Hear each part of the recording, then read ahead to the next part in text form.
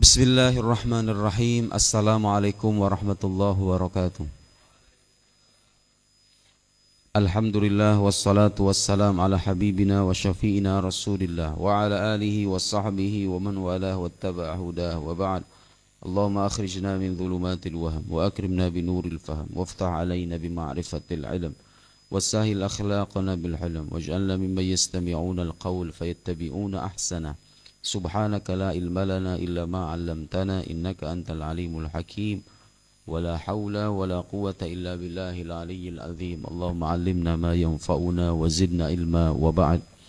Alhamdulillah Bapak-bapak, Ibu-ibu semuanya, pagi hari ini kita masih diberikan kesempatan oleh Allah Subhanahu wa taala untuk sama-sama menunaikan ibadah, dan mudah-mudahan kita bisa menunaikan ibadah ini secara istiqomah, karena bapak-bapak semuanya, ternyata karomah sesungguhnya yang Allah curahkan kepada seorang hamba, karomah yang hakiki itu ternyata katanya al-istiqamah.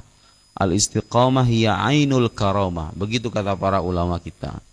Jadi kalau ada orang istiqomah jemaah subuh 20 tahun gak pernah lewat, wah itu karomah sungguhan itu. Karomah sungguhan, bukan orang yang terbang di atas air, yang bisa menghadirkan roh-roh, yang bisa misalnya bicara dengan malaikat, yang bisa tahu hal-hal gaib, bisa bicara dengan semut misalnya. Enggak, bukan itu karomah.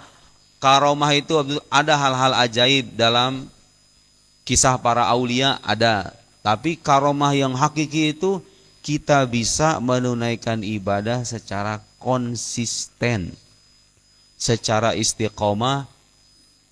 Bahkan disebutkan oleh para ulama, al-istiqomah khairun min alfi karomah.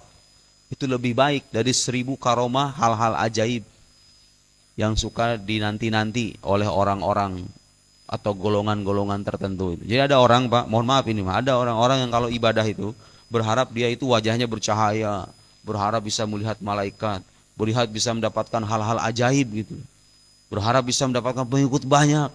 Salah. Ada kan ya orang-orang mengamalkan wiridan tertentu supaya duitnya banyak, supaya pokoknya macam-macam lah urusan duniawi gitu. Enggak salah sih sebetulnya, kadang-kadang enggak sepenuhnya salah. Namanya orang berharap kepada Allah, selama berharapnya kepada Allah. Tetapi kalau orang ibadah dengan cara seperti itu terus-menerus, gak bakal naik-naik. Gak bakal naik-naik. Saya punya guru di Mesir, Pak. Setiap pagi itu keistiqomahannya luar biasa. Sampai usia 64 tahun. Aduh, subhanallah, itu saya kalau melihat beliau. Mau mati lampu, mau keadaan muridnya sedikit, mau banyak, apapun itu. Pokoknya kalau udah subuh, sholat berjamaah, habis berjamaah, mengajarkan Al-Quran dan hadis. Masya Allah. Walau dalam keadaan apapun, mau muridnya sedikit segimanapun, mati lampu sekalipun, nyalain HP, begini aja ngaji nih. Yang penting ngaji. Kalau Ramadan itu, sholat taraweh dari jam setengah 9 sampai jam 2 malam, Bu. Apa nggak keder itu kalau kita ya? Sampai jam 2 malam, Pak. Setengah 9 sampai jam 2 malam. Kalau 10 terakhir bisa sampai setengah 3, bisa sampai jam 3. Sampai jam 3. Setelah taraweh itu bukannya tidur, nunggu azan subuh, subuh bablas lagi. Kadang-kadang baca serubu subuh itu. Pernah waktu maghrib baca surat Al-A'raf itu, saya masih ingat. Maghrib baca surat Al-A'raf. Waduh, sholatnya Masya Allah. Ngeri itu kalau ngelihat itu. Selesai subuh berjamaah, buka tafsir, buka hadis, sampai syuruk, sholat 2 rakaat, kayak gitu aja hidupnya itu. Istiqomah. Itu Bapak kalau nemu orang kayak begitu, yakinlah itu orang istimewa. Kalau ada orang punya keistiqomahan menjalankan ibadah, karena kan ada hadis bilang, ahabul amal ilallah adwamuha wa in qalla. Sebaik-baiknya amalan atau amalan yang paling dicintai oleh Allah, paling dicintai oleh Allah, kata Nabi. Kan kita pengen kan punya amalan yang dicintai sama Tuhan kita. Nabi ngasih tahu, amalan yang paling dicintai oleh Allah itu adwamuha wa in qalla, yang paling konsisten sekalipun sedikit. Sedekah sehari 50.000 Bu, lebih baik. Yang penting tiap hari. Daripada sedekah 1 juta satu hari, sedekah lagi bulan yang akan datang. Lebih baik dibagi, dicicil. Yang penting tiap hari sedekah. Lebih bagus itu. Ahabul amal ilallah adwamuha wa in qalla. Yang paling dawam, yang paling konsisten sekalipun sedikit. Sholat tahajud 2 rakaat tiap malam, yang penting tiap malam itu lebih baik ketimbang sholat tahajud 8 sampai 12 rakaat tapi putus-putus. Qalil daim khair min katsir mutaqatti', kata orang Arab. Zaman saya kuliah dulu, istilah orang Arab. Sedikit tapi berkelanjutan lebih baik ketimbang banyak tapi terputus-putus. Karena itu kita berharap mudah-mudahan Allah Subhanahu wa taala memberikan kita keistiqomahan dalam beribadah. Karena ternyata itulah karomah yang sesungguhnya. Yang sesungguhnya sulit didapatkan. Itu hanya orang-orang tertentu yang bisa istiqomah kayak begitu. Model-model kayak kita itu, ya kadang dalam seminggu 1 hari 2 hari, kadang-kadang bolong. Kan gitu Pak ya? Ya, setiap manusia punya makom yang berbeda-beda di sisi Allah Subhanahu wa taala. Baik, pagi hari ini Bapak-bapak semuanya, kita akan berusaha melihat bagaimana Al-Qur'anul Karim mengetuk kesadaran kita. Selama ini Bapak-bapak, kita jumpai orang-orang muslim yang bertahun-tahun menjalankan Islam, beragama, tapi na'udzubillah summa na'udzubillah, di episode tertentu di kehidupannya dia meninggalkan agamanya.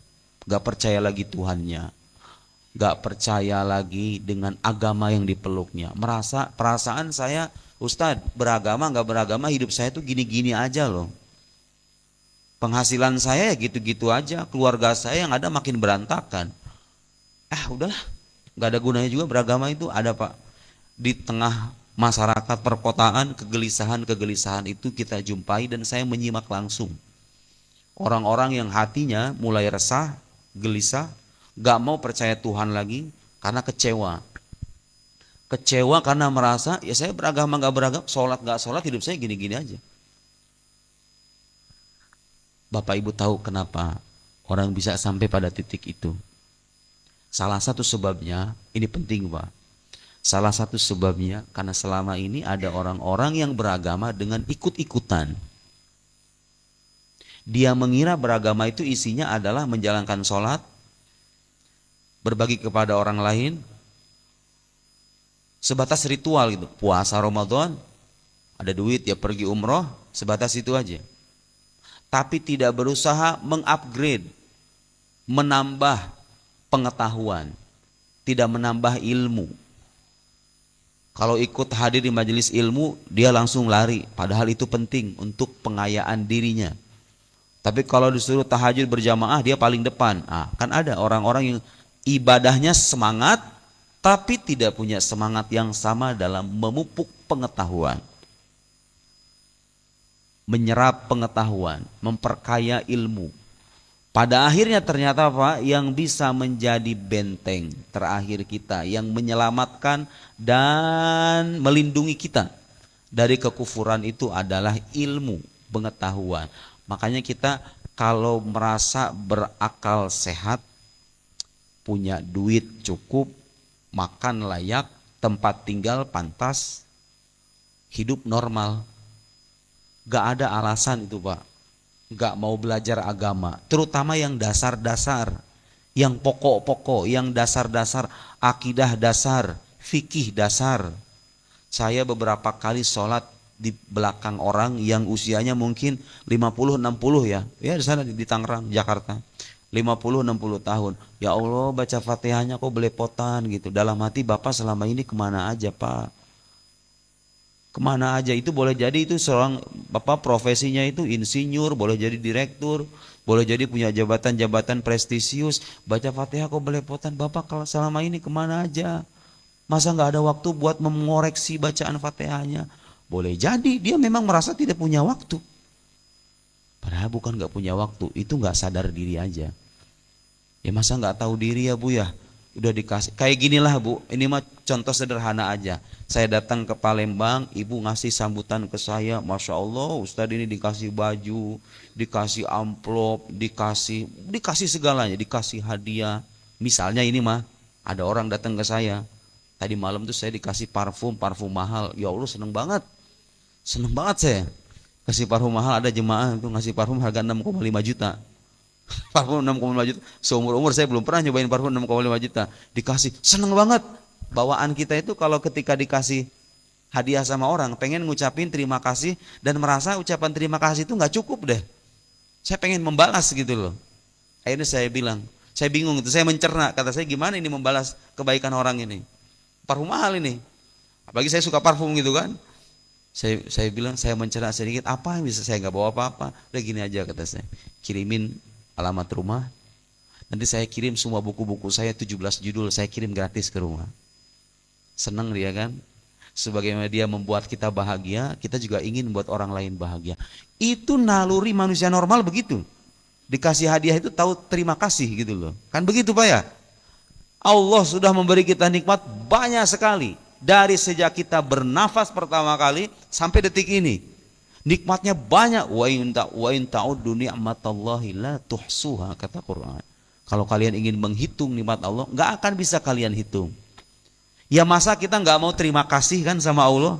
Dengan cara apa? Mengenal Dia, mempelajari dasar-dasar akidah Islam, memperkokoh keyakinan kita kepada Allah. Di samping kita ibadah tentunya. Jadi menuntut ilmu yang pokok-pokok itu bagian dari cara kita mensyukuri nikmat Allah yang banyak itu. Kalau orang dikasih nikmat sama Allah hitungan puluhan tahun, punya kesehatan, punya kesempatan, apalagi punya uang, punya jabatan, merasa nggak punya waktu belajar itu namanya ya orang nggak tahu diri. Kayak orang dikasih hadiah ngeleos aja begitu, kan nggak pantas. Sesama manusia aja kita kalau dikasih hadiah yang bernilai gitu, terus kita kemudian leos begitu aja, lari gitu kayak ular, tanpa ada say hello, tanpa ada terima kasih, kan kita dibilangnya apa? Orang nggak tahu diri amat itu, kan gitu ya. Banyak orang-orang Islam yang nggak tahu diri.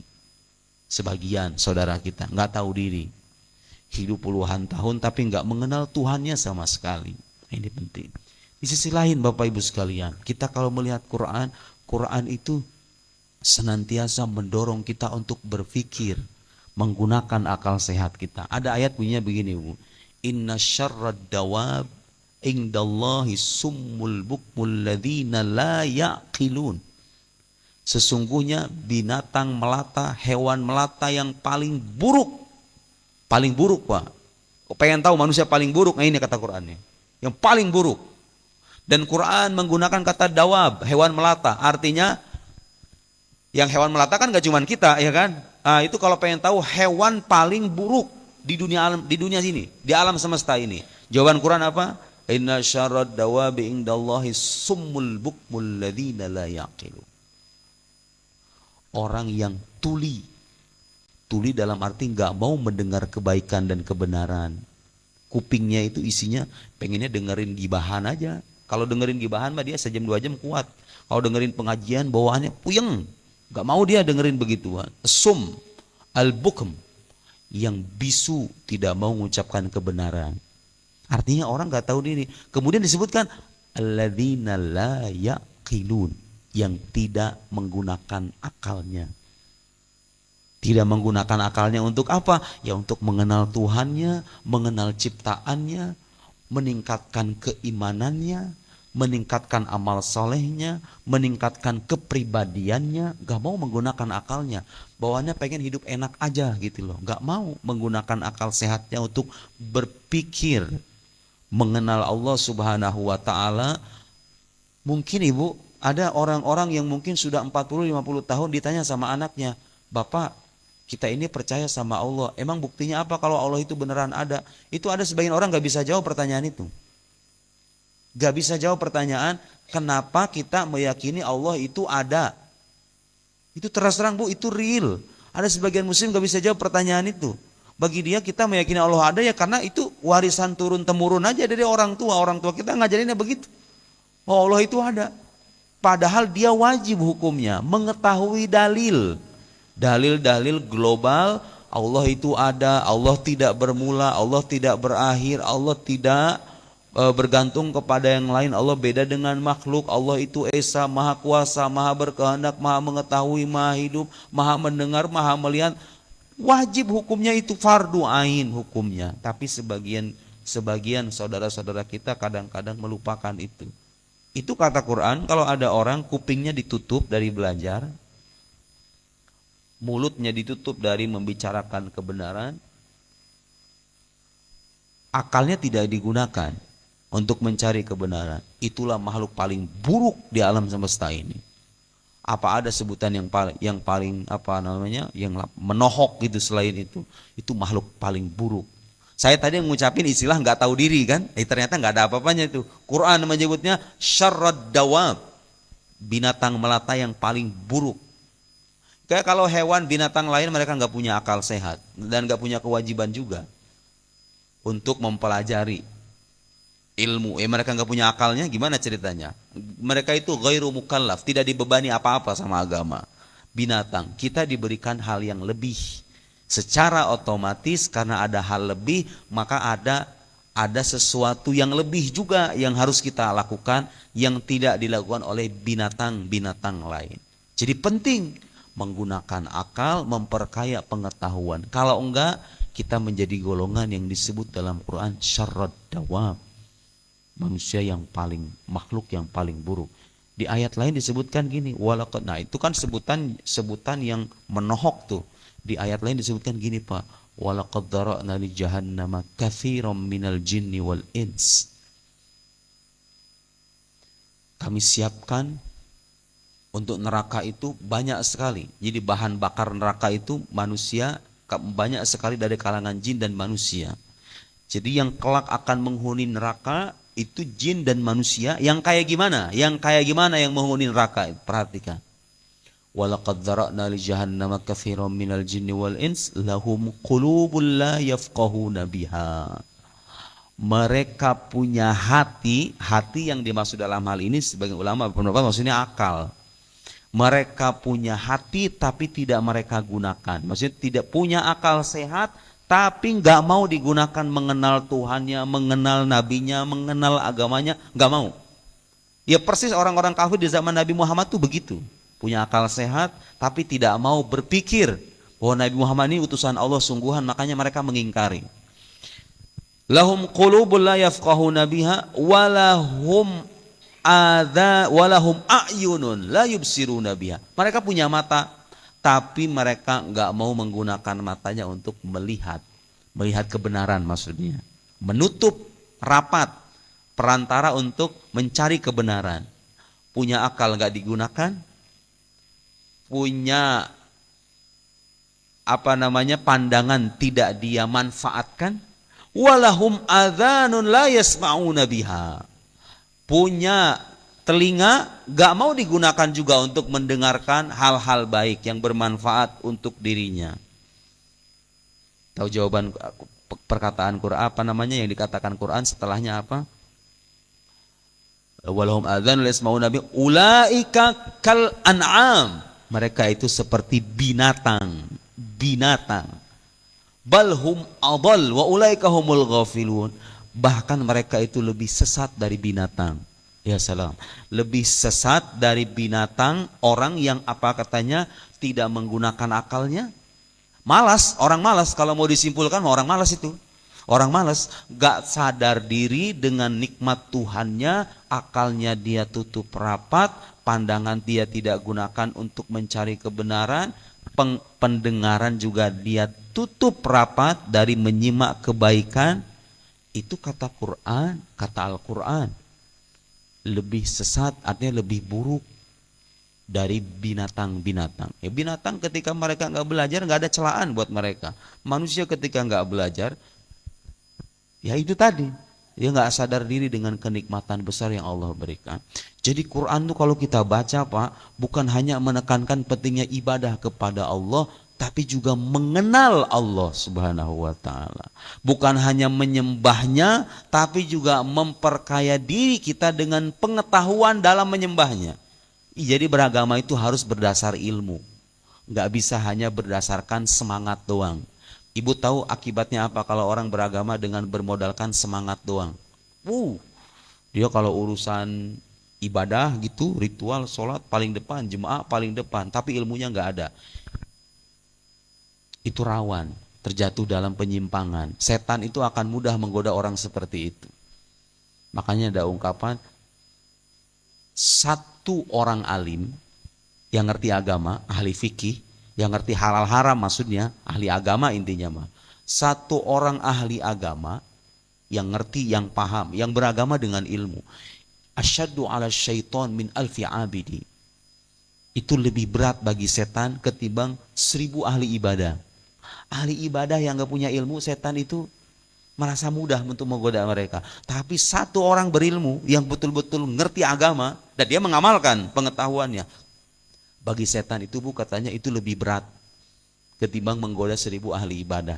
Jadi ibadah saja ternyata tidak cukup kalau kita ingin mendapatkan kemuliaan di sisi Allah Subhanahu wa taala, karena ibadah yang baik harus didasarkan pada pengetahuan yang baik. Salat Allahu Akbar setiap hari 5 kali, lebih ngucapin Allahu Akbar kita berkali-kali itu. Tapi pernah nggak terbesit di kepala Allah yang kita sembah itu seperti apa sifat-sifatnya? Apa sifat wajib yang disandang Allah itu? Kalau ada orang bertanya, kenapa Allah itu harus beda dengan makhluk? Kenapa Allah itu harus esa? Kenapa enggak 2? Kenapa enggak 3 aja? Pernah enggak kita berusaha untuk mencari alasan-alasannya supaya kita lebih mantap keyakinan kita? Kalau tidak Pak, kita berdosa besar itu. Sholat tiap hari kita jalankan, tapi Tuhannya sendiri tidak dikenal. Makanya Bu, kewajiban pertama, ini saya punya pertanyaan Pak, pertanyaan sederhana. Saya pernah ngisi satu seminar di satu sekolah, nanya pertanyaan ini gak ada yang bisa jawab. Padahal ini pengetahuan dasar. Lihat betapa selama ini cara beragama itu kadang-kadang terbalik. Mementingkan ritual tapi ilmunya dikesampingkan. Pertanyaan sederhana, apa kewajiban pertama bagi kita sebagai manusia itu? Pernah saya nanya kayak gitu sama anak-anak sekolah. Jawaban mereka apa coba? Oh, kewajiban pertama kita itu sholat Ustaz. Sholat. Ada lagi yang bilang kewajiban kita yang pertama itu bakti kepada orang tua. Ada lagi yang bilang, yang perempuan bilang kewajiban pertama itu menutup aurat katanya. Ada lagi yang bilang kewajiban pertama itu apa gitu jawabannya. Setengah jam saya nunggu jawabannya, gak ada yang bisa jawab, termasuk gurunya. Gak ada yang bisa jawab. Jadi kita ini orang berakal sehat, orang beragama kan. Yang pertama kali wajib bagi kita itu apa gitu loh. Ternyata jawabannya awwalu wajibin 'alal insan ma'rifatul ilahi bistiqan. Kewajiban pertama bagi manusia adalah mengenal Allah Subhanahu wa taala bistiqan, dengan penuh keyakinan. Jadi kalau ada orang mengenal Tuhannya masih ragu-ragu, Tuhan ada, ya 70% saya percaya Tuhan ada, tapi 30% saya masih ragu. Itu bukan orang beriman. Bisa jadi sholatnya sia-sia selama ini, karena imannya nggak diterima oleh Allah. Karena iman tuh harus meyakinkan, harus diyakini secara pasti dan penuh, nggak ada celah keraguan. Itu kewajiban pertama. Jadi kalau kita lupa dengan kewajiban itu, tandanya ada yang salah dengan cara beragama kita selama ini. Oleh karena itu, di samping kita hadir sholat berjamaah, membaca wirid, membaca Al-Quran, bersedekah, berbagi, apapun itu, jangan sampai melupakan kewajiban kita yang paling pokok itu. Bahwa kita ini berkewajiban mengenal Allah Subhanahu wa ta'ala dengan penuh keyakinan. Gimana caranya supaya mengenal Allah dengan penuh keyakinan? Menggunakan akal sehat. Makanya ulama ngasih penjelasan-penjelasan yang masuk akal Pak, semuanya itu. Semua dasar-dasar keyakinan, bisa saya bilang begitu. Semua dasar-dasar keyakinan yang dijelaskan oleh para ulama kita itu, akidah Islam itu, semuanya masuk akal. Tidak pernah saya menjumpai keyakinan dalam Islam, ya kita bicara dalam Islam, yang ditolak oleh akal sehat tuh nggak ada. Semuanya masuk akal. Dan ulama itu menjelaskan dalil-dalil rasionalnya, dalil-dalil akalnya, dalil aklinya. Begini penjelasannya, kalau Allah tidak bermula, Allah tidak berakhir, Allah tidak sama dengan makhluk. Ini dalil-dalil rasionalnya. Itu agama kita, karena sejak awal Quran juga mendorong kita menggunakan akal kita. Qul innama a'idzukum biwahidatin an taqumu lillahi mathna wa furada thumma tatafakkaru ma bisahibikum min jinnah, kata Quran. Katakan, aku berikan kalian satu nasihat saja, kata Quran. Nasihat ini sangat penting. Antaqumu lillah, kalian berdiri, maksudnya berpikir, menggunakan akal pikiran kita. Lillahi mathna, berdua, wa furada, atau sendiri-sendiri, thumma tatafakkaru, kemudian kalian berpikir. Mengenal Allah secara meyakinkan itu gak mungkin kecuali melalui logika yang betul-betul matang. Harus digunakan. Jadi belajar itu nggak hanya sebatas yakin selesai, nggak bisa begitu. Ulama ngasih penjelasan itu, Pak, gunain akal sehat kita, berpikirlah. Itu yang diajarkan oleh Al-Quran. Bahkan ada pujian luar biasa kepada orang-orang yang menggunakan akal sehatnya, berpikir, merenungkan ciptaan dan kekuasaan Allah Subhanahu Wa Taala. Di surat Al-Imran yang mungkin sebagian kita hafal, inna fi khalqis samawati wal ardi wa ikhtilafil laili wan nahar la ayatil liulil albab. Sesungguhnya pada penciptaan langit dan bumi, pergantian siang dan malam itu ada tanda-tanda bagi ulul albab. Ulul albab ini golongan-golongan yang dipuji dalam Al-Quran, yang menggunakan akal sehatnya untuk mengenal Tuhannya, memperkokoh keimanannya. Siapa itu ulul albab? Di antara ciri-cirinya, alladzina yadhkurunallaha qiyaman wa qu'udan wa ala junubihim. Mereka-mereka yang mengingat Allah Subhanahu wa taala dalam keadaan berdiri, dalam keadaan duduk, dalam keadaan berbaring, senantiasa mengingat Allah. Apakah mengingat Allah doang? Enggak, ada lanjutannya. Alladzina yadhkurunallaha qiyaman wa qu'udan wa ala junubihim wa yatafakkaruna fi khalqis samawati wal ard. Dan mereka berpikir. Tuh lihat, jadi beragama itu nggak cukup dengan bikin zikir berjamaah doang. Nah, di Indonesia, Pak, di Indonesia itu kita sebetulnya, kita ini golongan umat Islam di negeri kita itu kalau urusan seremonial itu paling rame. Lebih rame dari orang-orang Arab. Kita itu, saya hidup lama di Arab dan melihat kalau dibanding-banding ya tradisi orang Indonesia dengan orang Arab, orang Indonesia itu lebih ramai tradisinya. Hampir semua hari-hari besar dirayakan dengan penuh euforia, ya kan? Waduh, itu keluar duit belasan juta. Ada yang dulu saya pernah datang mengisi satu ceramah di daerah Bekasi. Kiainya itu subhanallah, memang orangnya dermawan. Saya nanya sama anaknya itu, soalnya itu jemaah banyak banget, Pak. Itu dari ujung jalan, kalau dari drone itu, wah itu berapa ribu saya nggak tahu dah itu. Banyak banget itu orang, dan mereka dikasih makan kambing enak. Berapa kata saya kambing yang dipotong ini buat ngasih makan orang sebanyak ini? 80 ekor kayaknya Ustaz katanya. Hampir 80 ekor. Pokoknya dia mengadakan maulid, itu biaya yang keluar minimal itu 300 juta. Mengadakan maulid. Dan itu dari kantong pribadi kiainya sebagian besar. Selebihnya dari donatur jamaah bagi yang mau. Katanya sih gitu. Masya Allah, 300 juta. 300 juta. Kan bukan uang yang kecil ya. Bagus apa enggak? Iya bagus. Siapa yang bilang jelek? Itu bagus sekali. Mengadakan Isra Mi'raj, Maulid Nabi, nuzul Quran. Kita semuanya diserba dirayakan. Bagus, selama isinya bagus nggak ada masalah. Orang meninggal aja di Indonesia ada tahlilan, ada 40 harian, ada natus kalau di kita itu, jadi 100 harian, ada haul. Bagus, ya bagus. Namanya ngedoain orang meninggal, kenapa masalahnya? Orang dia sedekah sama orang-orang, niatannya supaya apa? Pahalanya mengalir ke bapaknya, ke ibunya yang udah meninggal, ya bagus. Gak ada masalah. Cuma jangan sampai keseriusan kita dalam berseremoni itu melupakan yang lebih mendasar. Makanya saya kalau diundang ke acara tabligh akbar, ceramah-ceramah itu nggak pernah ceramah-ceramah yang istilahnya itu lawakan kayak begitu. Pokoknya saya gunain tuh kesempatan ngajarin akidah dasar. Akidah dasar untuk mereka.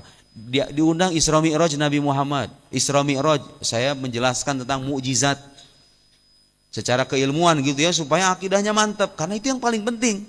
Acara gede-gede tapi kadang isinya lawakan-lawakan kan sayang banget. Mending diisi dengan ilmu yang benar-benar manfaat, yang bisa memperkokoh keimanan jemaah itu. Kan seharusnya begitu ya. Semangat keagamaan kita ini nggak kalah kurang, bahkan lebih dari orang Arab. Di Arab Bu, saya hidup 9 tahun di Arab.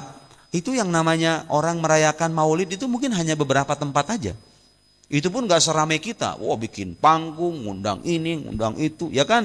Sambutannya aja dari mulai RT, RW, Kades, DKM masjid. Acara jam berapa Pak? Acara jam 9, acara jam 8. Padahal maksudnya kalau nyebut acara jam 8, jam 9 mulainya. Jam 8 itu baca Quran, baca manakib, baca maulid, sambutan RT, RW, Kades, sambutin semuanya. Orang Indonesia semangat menjalankan tradisinya luar biasa. Nah, itu semangat begitu hendaknya diimbangi dengan semangat memperkaya pengetahuan juga. Saya ini datang ke sini niatnya menambah ilmu. Apa yang bisa saya ambil, ilmu yang manfaat buat saya, bukan hanya sebatas seremoni-seremoni aja. Nah, jadi kita nggak kekurangan semangat sebetulnya. Yang mungkin perlu kita tingkatkan adalah, coba aja Bu lihat, saya hidup di Tangerang ya. Agak miris sih sebetulnya ya di negara kita itu Bu. Mohon maaf ini Mbak, kegelisahan pribadi gitu. Saya hidup di Mesir itu kita kalau keluar kamar, keluar rumah itu perpustakaan di mana-mana Pak. Toko buku maksudnya, bukan perusahaan, toko buku. Perpustakaan juga banyak. Toko buku itu di mana-mana. Turun dari flat rumah itu, di kanan, di kiri, di depan, di belakang Masjid Al-Azhar, di samping Masjid Sayyidina Hussein, pergi ke sebuah kota isinya itu kios-kios buku berdempetan. Makanya keilmuan di sana hidup, lahir ulama-ulama beneran. Dan bukunya itu murah-murah Bu. Makanya kalau ibu punya anak pengen belajar agama serius, saran saya suruh pergi ke Mesir dah. Asalkan niat belajarnya bener ya. Niat belajarnya serius gitu. Di sana mah enak banget hidup itu jadi pelajar ya.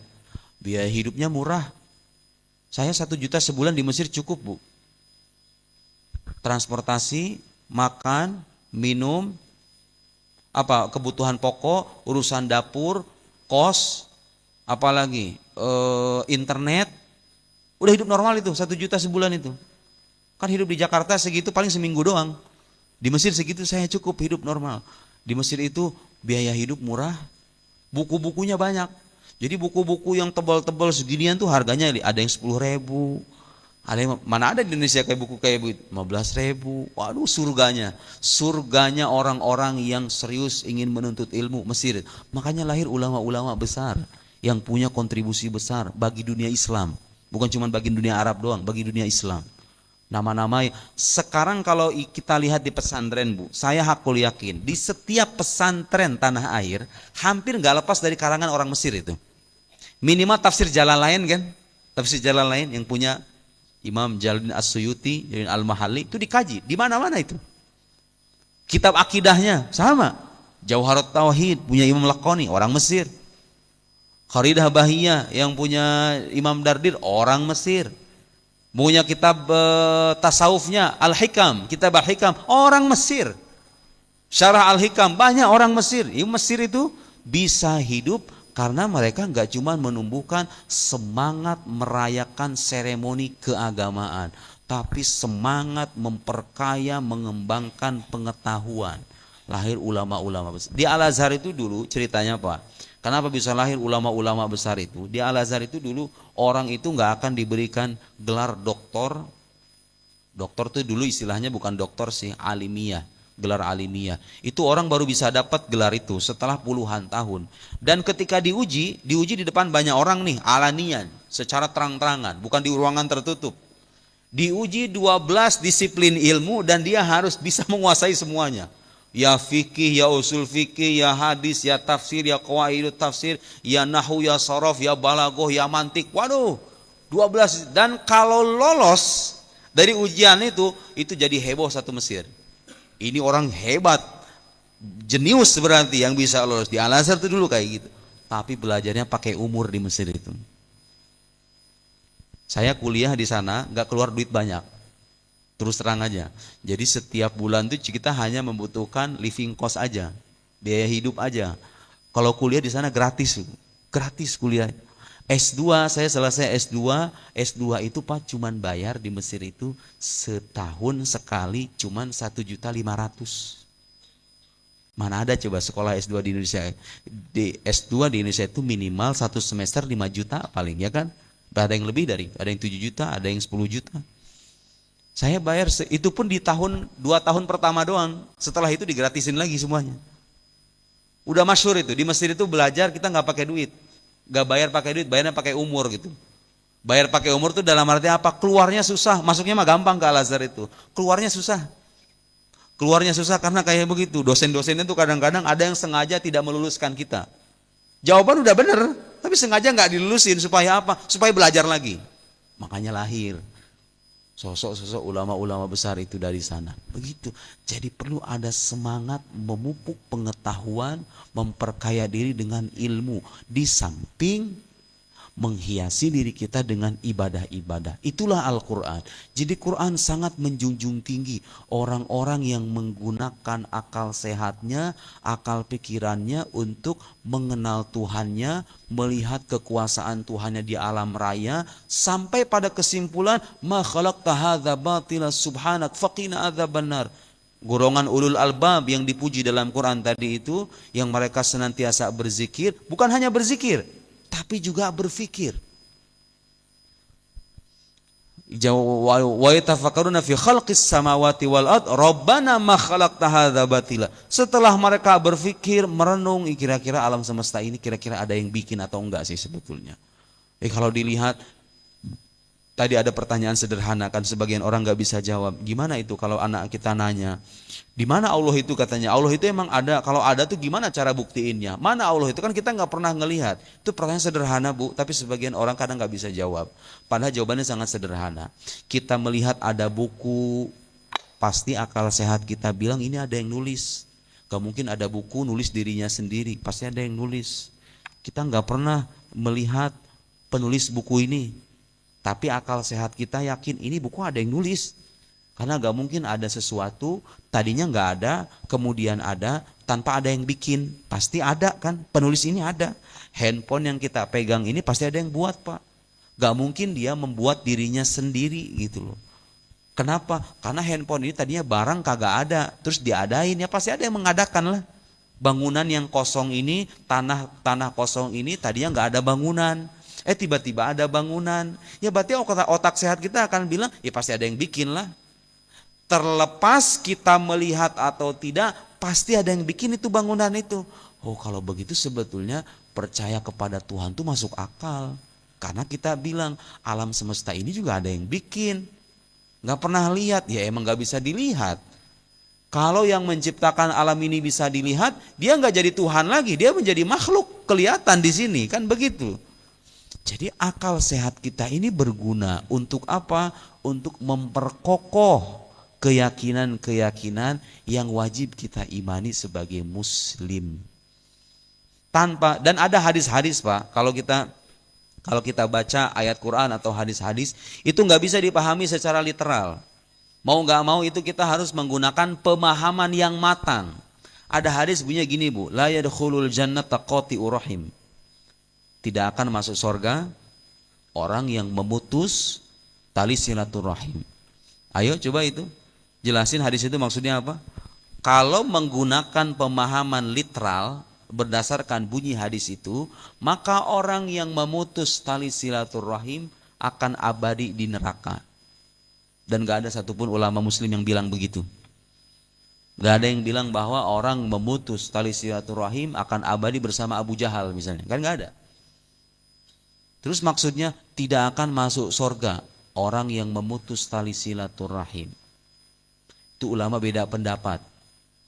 Nah, ulama bisa beda pendapat kenapa? Karena mereka menggunakan akalnya, menggunakan pemahamannya, menggunakan nalarnya. Karena hadis Quran itu juga bisa dipahami melalui akal, dan Al-Quran sangat menjunjung tinggi akal sehat itu. Sebagian ulama menjelaskan la yadkhulul jannata dukhulal faizin. Maksud Nabi tidak akan masuk surga, maksudnya tidak akan masuk surga sebagai orang-orang yang mendapatkan kemenangan sejati. Jadi kalau masuk surga itu paling belakang kayaknya orang itu. Kira-kira begitu. Ada juga yang mengatakan tidak akan masuk surga sebelum dia bertaubat. Kalau dia bertaubat ya dia bisa masuk surga. Itu ada pemahaman-pemahaman kayak begitu. Karena dalam akidah Ahlus Sunnah wal Jamaah, Bapak Ibu sekalian, orang tuh nggak bisa dikafirkan dengan perbuatan dosanya. Beda dengan mazhab Khawarij. Ada mazhab Khawarij di zaman sejarah Islam, seorang mukmin itu kafir ketika dia melakukan dosa besar. Jadi kalau ada orang membunuh, ada orang korupsi, itu bagi mazhab Khawarij itu orang kafir, Pak, bukan orang beriman lagi. Nah, dalam akidah Ahlus Sunnah wal Jamaah, seseorang nggak dikafirkan dengan perbuatan dosanya. Memutus silaturahim dosa besar, tapi dia nggak membatalkan keimanan. Berarti maksud Nabi tidak masuk surga bukan berarti nggak masuk surga sama sekali.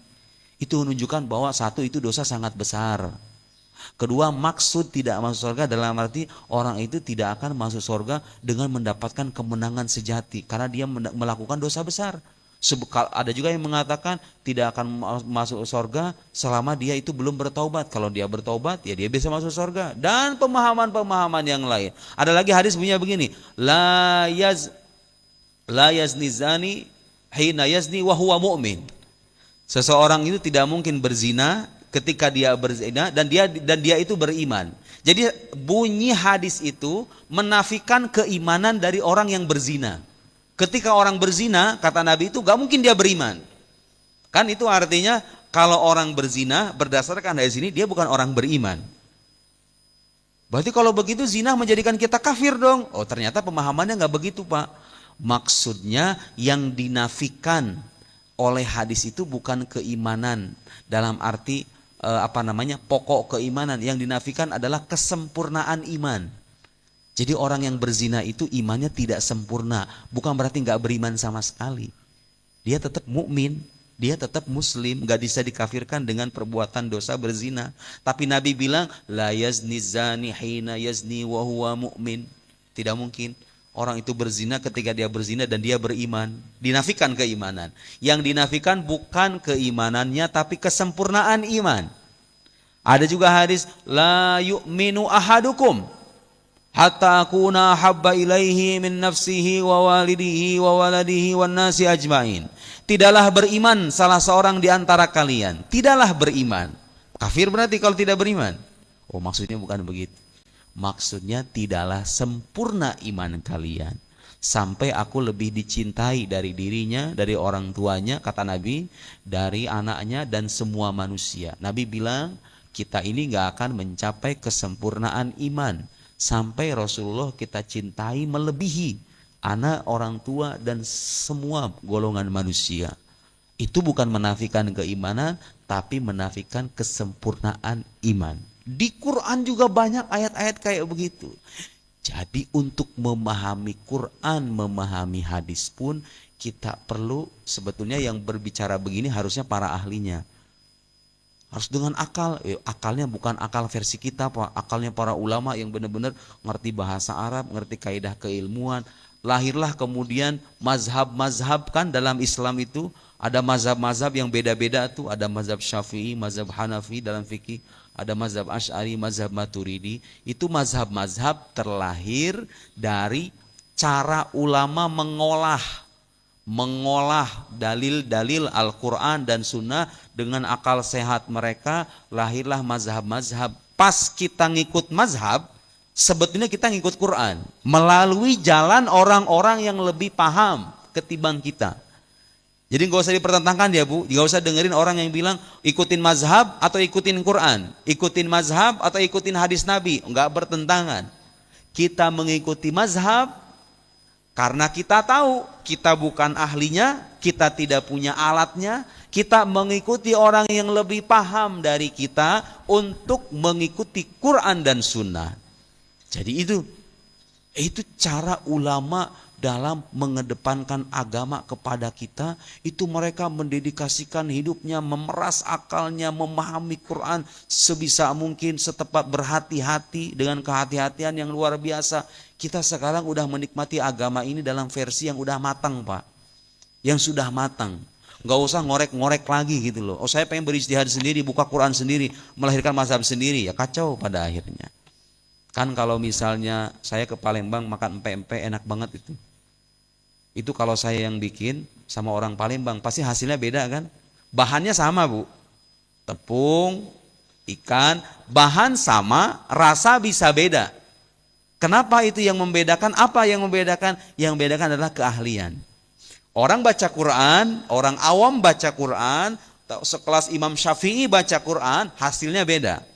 Yang satu jadi mazhab yang dianut oleh umat muslim sedunia, yang satu lagi ketika baca Quran adalah kebingungan demi kebingungan yang dia lahirkan karena gak punya keahlian. Jadi urusan makanan, urusan pakaian, urusan kita masak memasak aja kita perlu ahlinya yang melakukan, apalagi urusan kita menjalankan agama yang lebih suci dan lebih terhormat ketimbang diri kita sendiri. Harus kita lebih berhati-hati lagi. Saya kira itu Bapak Ibu sekalian yang bisa saya sampaikan. Jika mungkin nanti ada tanya jawab, 1-2 tanya jawab, tanya apa aja. Selama saya bisa jawab, saya jawab. Kalau saya nggak bisa jawab, saya akan bilang saya tidak tahu. Silahkan kalau ada. Sampai nunggu syuruk ya, sampai 6:30 kan. Sampai nunggu syuruk. Mau sampai duha jam 7 juga bisa insya Allah.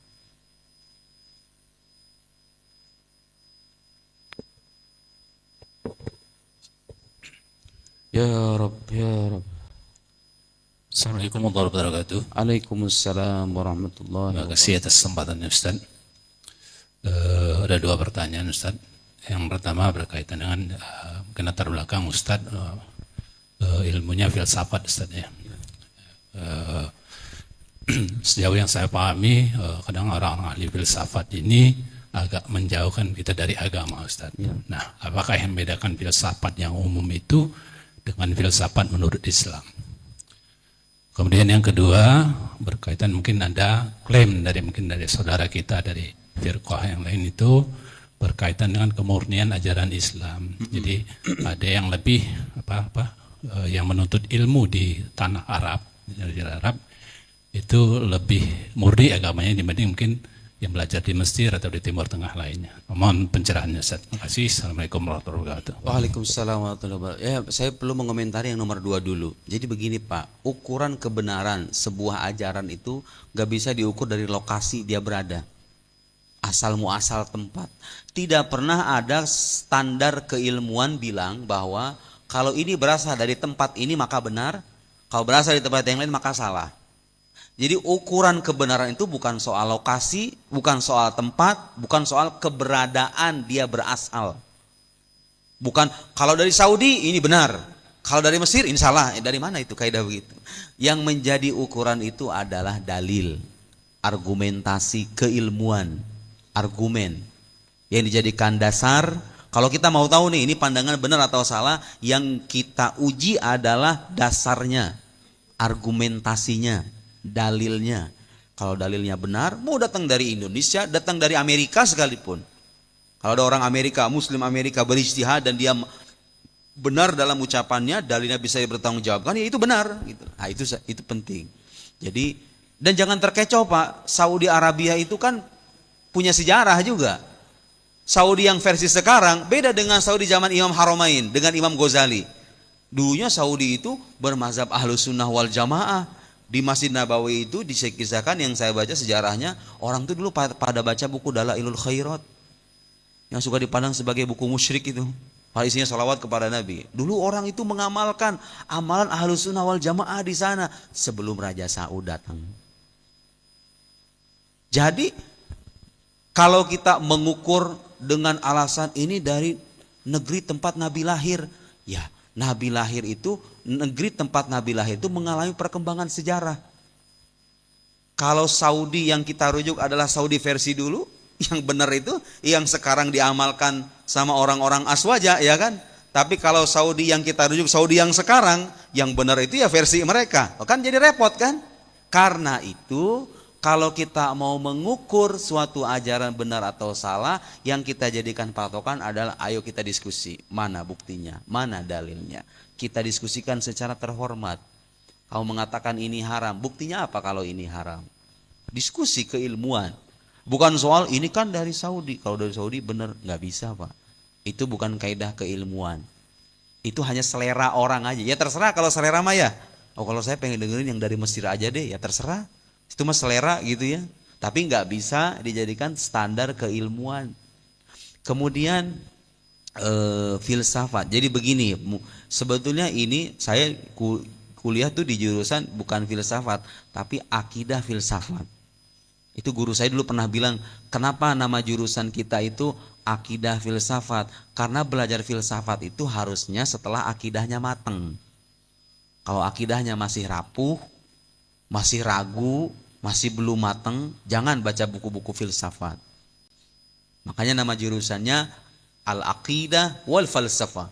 Akidah filsafat.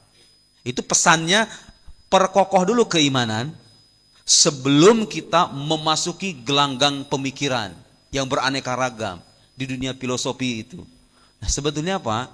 Filsafat itu sebagai sebuah ilmu, sebagai sebuah alat berpikir bagus. Karena mengajari orang berpikir secara logis, berpikir secara matang, secara sistematis, berargumen secara rasional, bagus. Tapi yang perlu dihindari itu apa? Hasil dari berpikir itu. Kan sebagai sebuah ilmu yang ngasih metode itu kan bagus, ya kan? Ini diantara pentingnya filsafat apa coba Bu? Sekarang itu zaman medsos, kita buka handphone Pak. Bapak keluar dari ruangan ini buka handphone, buka Instagram, buka YouTube, buka Facebook, itu berita bohong tuh udah di mana-mana, ya kan? Tiap hari kita disuguhi berita-berita bohong, fakta-fakta yang sebetulnya itu fakta-fakta palsu, tapi di framing seolah-olah benar. Kita diadu domba, diprovokasi. Kenapa bisa diprovokasi dan diadu domba? Karena kita nggak berpikir kritis, langsung terima gitu aja. Padahal ini berita bohong. Gunanya belajar filosofi itu ya begitu. Otak kita itu jadi lebih matang gitu loh. Saya meragukan kalau informasinya begini. Jadi lebih teliti, lebih kritis lagi kalau orang terbiasa berpikir secara logis. Kan penting kan? Dalam kehidupan sehari-hari itu penting kan? Supaya apa? Supaya kita tidak mudah terhanyut dalam kabar-kabar bohong yang belum pasti kebenarannya. Kalau kita berpikir kritis. Nah, yang repot itu dan perlu dihindari secara hati-hati itu apa? Produk hasil pikiran itu, produk pemikirannya. Filsafat sebagai produk pemikiran, muncullah orang-orang kayak Bertrand Russell, Martin Heidegger, siapa lagi yang ateis-ateis itu, siapa tuh namanya yang ada di Australia itu, Graham Oppy, macam-macam lah itu nama-namanya itu. Mereka tersesatkan bukan karena filsafatnya, karena kesalahan mereka dalam berpikir. Jadi filsafat sebagai produk pemikiran sesat, ada yang enggak. Ada yang baik, ada yang buruk, ada yang menyesatkan, ada yang bisa mengokohkan keimanan. Jadi nggak bisa pukul rata. Tapi intinya ilmu yang namanya filsafat itu mengajari kita apa? Mengajari kita berpikir secara matang. Yang tadi saya uraikan kan itu sebenarnya sama kan Pak? Quran mendorong kita berpikir kan? Bagaimana Quran memuji orang-orang yang menggunakan akal pikirannya untuk mengenal Tuhannya. Di dunia filsafat juga ada kecenderungan semacam itu. Ulama-ulama muslim kita dulu, ya Imam Abu Hamid Al-Ghazali, sebelum Al-Ghazali kan ada filosof-filosof Al-Kindi, Al-Farabi, Ibn Sina. Meskipun mereka punya penyimpangan-penyimpangan, tapi mereka mewarisi kita hazanah keilmuan yang sangat kaya, hasil dari pikiran mereka itu. Jadi filsafat sebagai ilmu itu bagus, bahkan dia bisa mengokohkan iman. Sekarang di zaman sekarang Pak, di zaman anak Gen Z sekarang itu, mereka kalau pengen dengar penjelasan agama, pengen penjelasan yang masuk akal, ya kan? Coba jelasan yang masuk akal. Kenapa? Kita itu harus beragama. Buktinya banyak orang-orang beragama tapi hidupnya bahkan lebih rusak dari orang-orang kafir sendiri. Agama tapi korup, beragama tapi suka membuli, beragama tapi gak punya akhlak. Buat apa beragama? Kan harus Pak, kita ngasih penjelasan yang masuk akal kan? Untuk anak zaman sekarang itu. Itu gunanya belajar filosofi itu ya begitu. Melatih akal kita berpikir secara matang, secara kritis dan mendalam. Dan itu cocok kan? Untuk media dakwah cocok kan? Bahwa ada pikiran-pikiran filsafat yang menyimpang, ya tinggal kita buang aja. Gak usah kita pakai, sesederhana itu. Dan saya mau bilang, kesesatan itu bukan hanya ada dalam filsafat.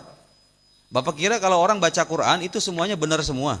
Ada orientalis hafal Quran, baca Quran, tapi mereka tersesatkan. Sesat gara-gara apa? Bukan karena Qurannya kan? Karena kesalahan dia dalam memahami Al-Quran. Jadi Quran ini kitab unik Pak. Ada golongan-golongan yang ditinggikan derajatnya oleh Quran ini, dia membaca Al-Quran, imannya bertambah. Ada golongan-golongan kebalikannya, baca Quran bukannya makin dekat sama Tuhan, yang ada semakin sesat dia. Ketika apa? Dia baca Quran tanpa guru. Dia memahami Quran dengan selera pribadinya sendiri.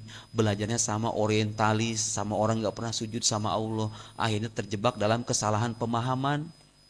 Dia mengira itu benar, padahal itu salah paham. Mengendap. Alih-alih membaca Quran itu bisa menjadikan dia mukmin yang bertakwa, yang ada menjadikan dia jauh dari Tuhannya. Tuh kan, apakah itu artinya yang salah Qurannya? Bukan, yang salah ya orangnya. Di setiap disiplin ilmu muncul Pak orang-orang yang emang punya pikiran sesat itu. Dalam bidang ilmu hadis ada nggak golongan-golongan yang sesat? Ada. Orang-orang yang memalsukan hadis Nabi. Al-Wadda'un, yang memalsukan hadis-hadis Nabi. Kan ada gerakan dulu di zaman dulu orang-orang memalsukan hadis Nabi demi kepentingan politik. Demi kepentingan pribadi dan kelompoknya. Nabi bilang begini, padahal Nabi nggak bilang begitu. Makanya muncul ilmu mustalahul hadis. Ilmu yang berusaha menyeleksi, kaidah-kaidah yang menyeleksi, oh ini hadis sahih, yang ini hadis hasan, ini hadis dhaif, ini hadis maudhu, ini hadis mursal, ini hadis munqati, ini hadis ahad, ini hadis mutawatir. Diteliti gara-gara ada golongan sesat yang mengatasnamakan Nabi, padahal Nabi nggak pernah ngomong kayak begitu. Jadi golongan sesat akan selalu ada. Yang salah bukan ilmunya, tapi yang salah orang-orangnya. Bisa dipahami apa? Sesederhana itu. Ada lagi? Ya. Ya Rabb, ya Rabb. Assalamualaikum warahmatullahi wabarakatuh. Waalaikumsalam. Ustadz, mungkin sedikit nasihat Ustadz untuk teman-teman yang sedang berhijrah nih Ustadz. Ya. Jadi untuk mengenal Allah itu, akidah itu Ustadz, kadang tuh kemana tuh kami bingung Ustadz. Ya. Jadi di kami tuh di komunitas Baker Subuhan tuh ada istilah tuh hijrah tanpa syarat asal mau sholat itu Ustadz. Jadi yang dipegang tuh sholat dulu, Iya. nanti baru mengenal Allah tuh. Iya. Dibilang itu gimana Ustadz? Mohon petunjuk Ustadz. Terima Pertama kasih. sebagai langkah awal nggak apa-apa Pak, bagus. Ajak orang dengan cara apapun, selama dia paling tidak itu selangkah lebih maju kan, daripada dia nongkrong nongki nggak jelas, mendingan dia diajak sholat. Sebagai langkah awal nggak apa-apa. Mau pintunya sholat ke, mau pintunya nongkrong bareng ke, apapun itu nggak apa-apa. Lebih itu bagus. Tapi jangan berhenti di situ doang kan, gitu aja intinya. Sebagai pintu dan langkah awal, oh saya pengen dengerin Ustadz yang ini nih, sesuai sama selera saya. Sebagai langkah awal nggak apa-apa. Tapi setelah nanti kalau udah agak sedikit sering dengar kajian, dilihat tuh Ustadznya beneran Ustadz apa bukan. Oh ternyata bukan Ustadz beneran, ini mah cari yang lain yang lebih matang kapasitas keilmuannya. Tapi sebagai langkah awal terserah, nggak apa-apa, bagus. Nah kalau Bapak tanya suka bingung kemana, saya udah menulis buku. Bukunya bisa dibaca di online, bisa dibeli di online. 200 halaman doang. 200 halaman tuh kalau orang sungguh-sungguh 3 hari selesai. Jangan seminggu deh, seminggu. Bukunya judulnya Dasar-Dasar Akidah Ahlus Sunnah Wal Jamaah, warna hijau. Harganya 70.000 doang kalau nggak salah. Latihan ketemu mungkar nakir kan, latihan ketemu malaikat 70.000 doang, murah kan. Beli itu bukunya. Terus penjelasannya gimana? Saya punya penjelasan lengkap di YouTube. Tulis aja Akidah Ahlus Sunnah Muhammad Nuruddin, 29 episode di channel YouTube saya. 29 episode, lihat di playlist. Itu dari awal sampai akhir. Meyakini itu insya Allah selamat. Karena itu akidah pokok, yang saya ajarkan akidah pokok. Ngasih tahu buktinya kalau Allah ada itu apa, Allah tidak bermula itu apa penjelasannya. Nah, kenapa Nabi itu harus terjaga dari dosa, kenapa Nabi itu harus jujur, kenapa Nabi itu harus memiliki sifat-sifat tertentu, apa buktinya kalau Nabi itu beneran ada, mukjizat itu apa, bedanya apa mukjizat dengan karomah, dengan sihir. Apa dalil-dalil yang dijelaskan oleh para ulama untuk menjelaskan sifat wajib bagi Allah, sifat mustahil bagi Allah. Nah, itu udah dijelasin. 29 episode, per episodenya pendek lagi. 15 menit, 15 menit per episode, ada yang 20, ada yang 15, ada yang 17. Sengaja saya bikin penjelasan yang pendek-pendek. Artinya kalau mau diselesaikan 3 hari selesai itu. Sehari 2-3 episode, 1 jam aja duduk, 1 jam duduk mendengarkan. Insya Allah sudah cukup. Nah, itu buku 200 halaman, Pak. Saya bikin yang lebih tipis dari itu. Di kemudiannya saya bikin lagi yang lebih tipis. Judulnya Akidah Ringkas untuk Orang Sibuk dan Para Pemalas. Banyak kan? Orang sibuk dan para pemalas itu banyak kan? Udah usah kepanjangan itu 200 halaman kepanjangan. Dah, saya bikin yang 30 lembar. 30 lembar doang. Ya Allah, keterlaluan itu manusia kalau nggak punya waktu 30 lembar doang. Dibaca sekali duduk, oh ngerti. Kalau ngerti alhamdulillah. Kalau ngerti sekali duduk alhamdulillah. Itu akidah yang pokok yang wajib diimani. Udah saya bikin itu, cari di online. Digabungin sama saya dengan buku lain, judulnya itu Membantah Logika Ateis. Itu bukunya warna oranye, Membantah Logika Ateis. Harganya paling 50.000, 40.000, gak mahal. Di dalam buku itu ada buku judulnya Akidah Ringkas untuk Orang-orang Sibuk dan Para Pemalas. 30 lembar doang, baca itu aja. Kalau malas yang lain, itu udah lebih dari cukup, udah cukup. Menjelaskan akidah yang pokok, sifat-sifat wajib bagi Allah, yang mustahil wajib bagi Nabi, mustahil bagi Nabi, yang jais bagi Allah, yang jais bagi Nabi. Dah, gampang. Dan sebenarnya akidah Islam itu gak rumit, Pak. Gak rumit. Ya cuma tergantung kitabnya yang dibaca. Ada kitab-kitab yang sampai, saya waktu kuliah dulu ada kitab akidah sampai 8 jilid, Pak. Kebayang gitu? Kitab akidah 8 jilid segini nih. Ya salam. Dulu kalau nggak paham kitab itu kita nggak bisa lolos dari Al-Azhar itu. Dan kitabnya rumit minta ampun.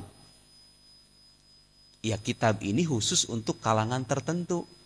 Untuk mahasiswa, untuk intelektual, beda lagi pembahasannya. Bagi orang awam ya cukup yang pendek-pendek aja.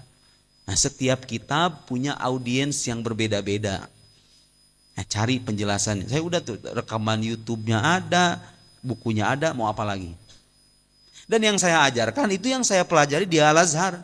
Saya nggak berani menyebarkan ajaran-ajaran sesat yang nggak pernah saya pelajari dari ulama yang dipercaya keilmuannya. Karena itu amanat, amanat keilmuan. Gak mau saya bikin orang tersesat tiba-tiba di akhirat nuntut saya misalnya.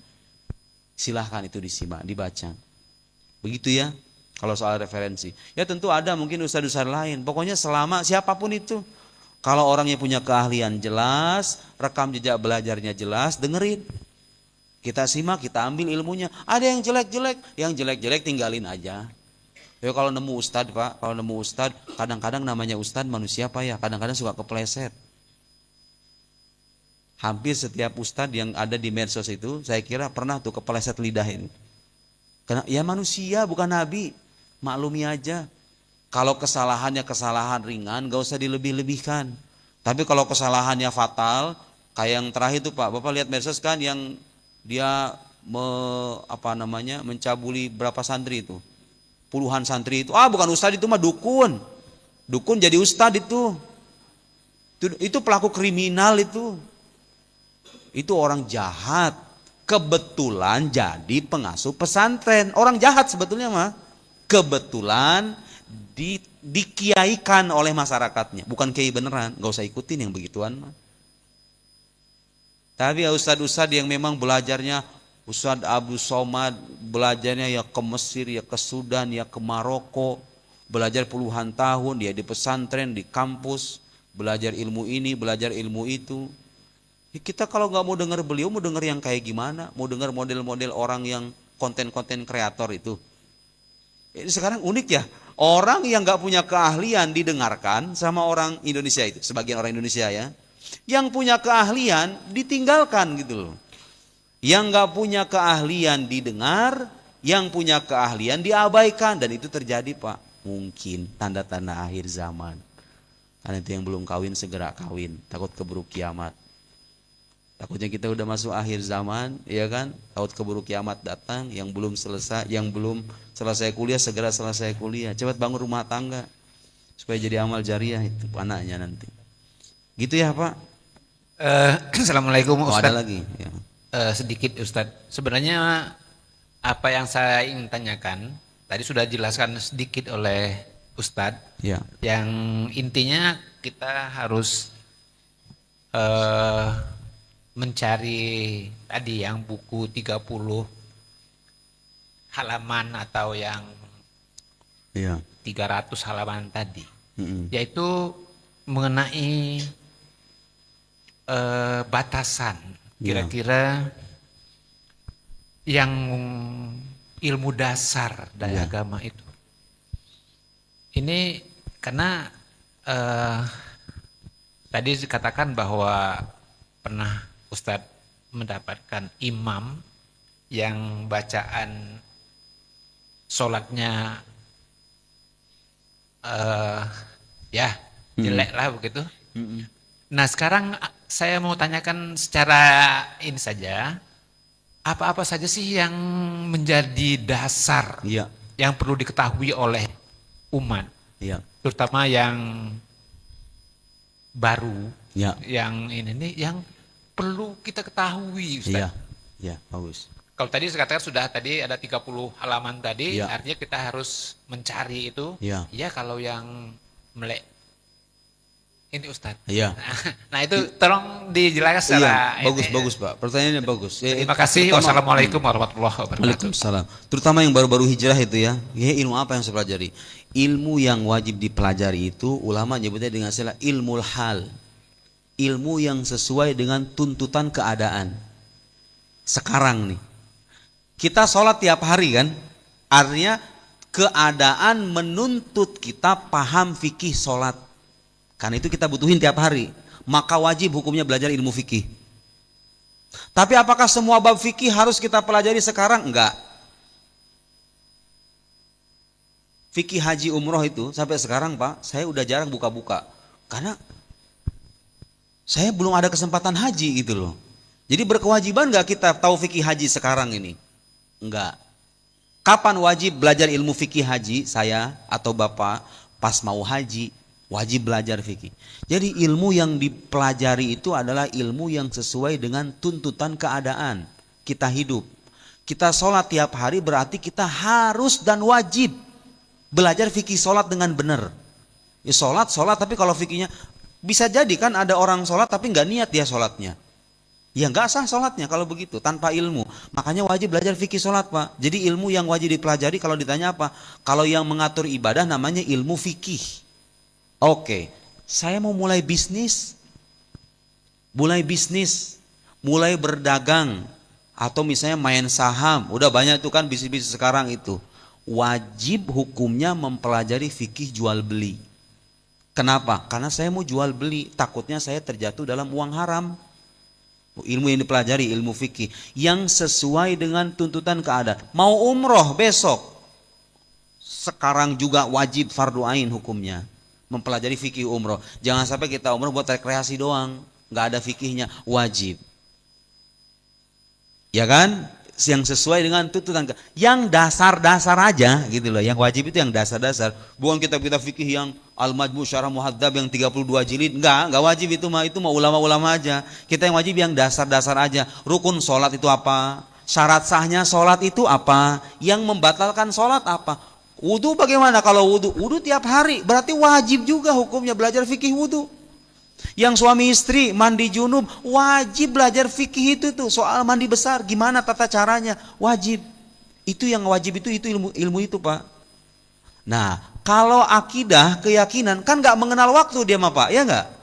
Ketika kita bersyahadat asyhadu alla ilaha illallah wa asyhadu anna muhammad rasulullah, itu keyakinan kita pegang tiap hari.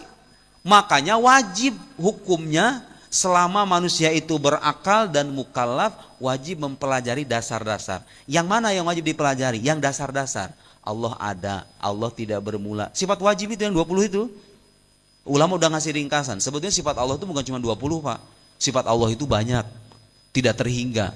Tapi sama ulama dikasih ringkasan yang gampang. Nih, pelajari nih 20 sifat ini. Tahu? Itu yang dasar-dasar, karena itu keyakinan nempel tiap hari di kita. Nggak kenal waktu itu, Pak. Makanya hukumnya fardu ain dan wajib. Adapun rincian-rincian, dalil-dalil, nggak usah tahu, nggak apa-apa. Yang penting ketika Bapak belajar akidah itu semakin mantap keyakinan. Ternyata Tuhan itu beneran ada ya, dan masuk akal gitu. Oh ternyata Tuhan itu emang nggak mungkin memiliki awal ya. Ini buktinya, dalilnya. Oh begini. Itu wajib. Nggak mau membaca ya dengarkan di YouTube, kan zaman YouTube sekarang mah. Nggak mau denger nggak mau, baca juga nggak mau. Ya terus lewat apa belajarnya? mau lewat apa lagi? Itu kan yang berarti kita yang harus sadar diri, yang memaksa gitu loh. Saya sebelum ketemu mungkar nakir harus paham dulu nih. Kan ketemu mungkar nakir itu serius, Pak. Ketemu mungkar nakir kalau nggak bisa jawab, ya nasibnya ya ima sengsara abadi, ya ima bahagia abadi, kan begitu. Nauzubillah. Nah supaya kita bisa jawab pertanyaan mungkar nakir, iman kita harus mantap. Nah itu ilmu akidah. Jadi ilmu yang fardu ain itu ilmu akidah, ilmu fikih yang mengatur tata cara ibadah dan muamalah, yang ketiga ilmu akhlak. Itu pun yang dasar-dasar aja. Gimana caranya supaya kita nggak protes sama takdir Gusti Allah? Gimana kita caranya belajar sabar, belajar ikhlas? Gimana caranya supaya kita nggak cinta dunia berlebih? Udah punya gaji 300 juta sebulan masih aja korupsi. Gimana caranya tuh?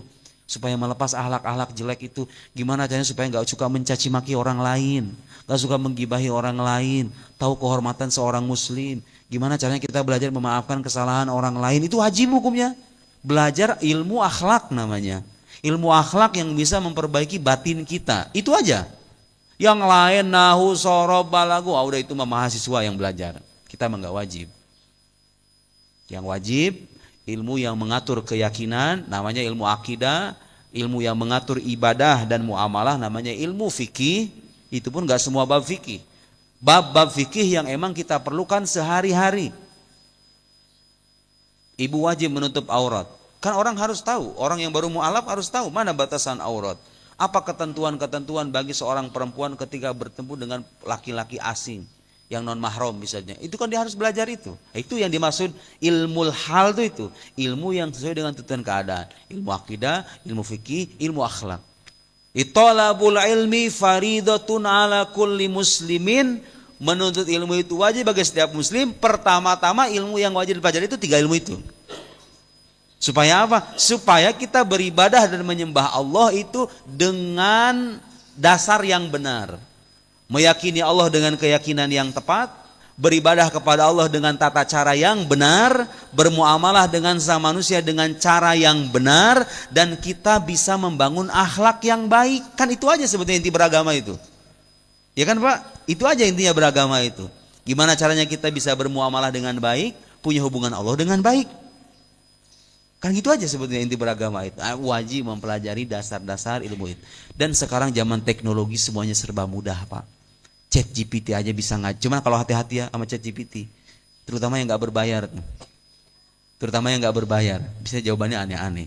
Kalau yang berbayar dia lebih canggih dia. Saya suka ngebanding-bandingin tuh, jawaban yang berbayar tuh lebih canggih dia. Kadang-kadang benar, kadang-kadang salah. Ya pada akhirnya namanya teknologi ya, dia menjawab sesuai dengan database yang dia punya.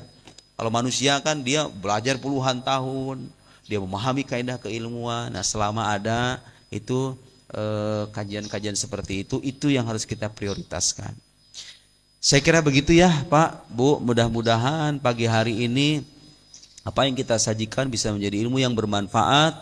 Semoga Allah Subhanahu wa taala mengampuni semua dosa-dosa kita, memperkokoh keimanan kita, dan semoga kelak Allah Subhanahu wa taala memperjumpakan kita di alam sorga sana. Ala hadhihi niyah wa ala kulli niyatin salihah. Al-Fatihah. A'udzubillahi minasyaitonir rajim. Bismillahirrahmanirrahim. Alhamdulillahi rabbil alamin. Arrahmanir rahim. Maliki yaumiddin. Iyyaka na'budu wa iyyaka nasta'in. Ihdinas siratal mustaqim. صراط الذين أنعمت عليهم غير المغضوب عليهم ولا الضالين. اللهم إنا أصبحنا نشهدك ونشهد حملة عرشك وملائكتك وجميع خلقك أنك أنت الله لا إله إلا أنت وحدك لا شريك لك وأن سيدنا محمدا عبدك ورسولك. اللهم هذا ذلنا ظاهر بين يديك وهذا حالنا لا يخفى عليك. أمرتنا فتركنا ونهيتنا فارتكبنا ولا يسعنا إلا عفوك فاعف عنا يا خير معمول وأكرم مسؤول يا رب العالمين. اللهم لا تدع لنا في مقامنا هذا ذنبا إلا غفرته ولا هما إلا فرجته ولا حاجة هي لك رضا إلا قضيتها ويسرتها يا أرحم الراحمين. اللهم انصرنا فإنك خير الناصرين وافتح لنا فإنك خير الفاتحين واغفر لنا فإنك خير الغافرين وارحمنا فإنك خير الراحمين وارزقنا فإنك خير الرازقين واهدنا ونجنا من القوم الظالمين. اللهم كما دعوناك لأنفسنا ندعوك لآبائنا وأمهاتنا وأجدادنا وجداتنا ومشايخنا ومشايخ مشايخنا ولجميع المؤمنين والمؤمنات والمسلمين والمسلمات الأحياء منهم والأموات. ربنا ظلمنا أنفسنا وإن لم تغفر لنا وترحمنا لنكونن من الخاسرين. ربنا آتنا في الدنيا حسنة وفي الآخرة حسنة وقنا عذاب النار. سبحان ربك رب العزة عما يصفون سلام على المرسلين والحمد لله رب العالمين. الفاتحة. أعوذ بالله من الشيطان الرجيم. بسم الله الرحمن الرحيم. الحمد لله رب العالمين الرحمن الرحيم مالك يوم الدين إياك نعبد وإياك نستعين اهدنا الصراط المستقيم صراط الذين أنعمت عليهم غير المغضوب عليهم ولا الضالين. سبحانك اللهم وبحمدك أشهد أن لا إله إلا أنت نستغفرك ونتوب إليك. وصلى اللهم على سيدنا محمد وعلى آله وصحبه وسلم. والسلام عليكم ورحمة الله وبركاته.